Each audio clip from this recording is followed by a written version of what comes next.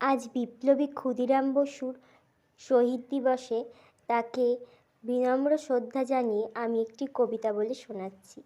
কবিতা ক্ষুদিরামের ফাঁসি, কবি বীরেন্দ্র চট্টোপাধ্যায়।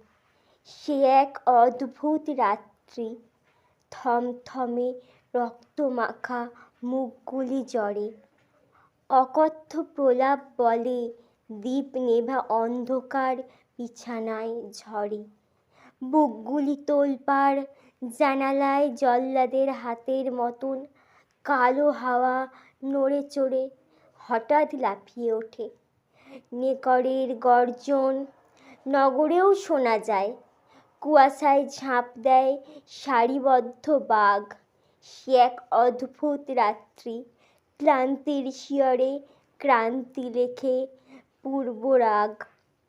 সেই রাত্রে ফিস ফিস রুগী আর নার্সের অস্ফুট গলায় ভয়, শুধু ভয় কাঁপে, তারপর ধীরে ধীরে কেটে যায় ভয়।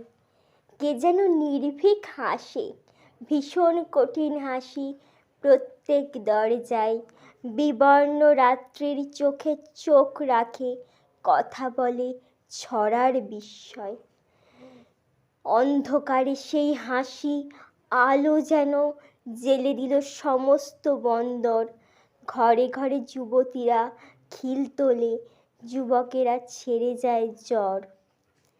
ধীরে রাত্রি সরে যায়, শুদ্ধ ভোরে স্নান সেরে বাইরে এলাম। ফাঁসির মঞ্চে কাল হেসে গেছো, গেয়ে গেছো তুমি ক্ষুদিরাম।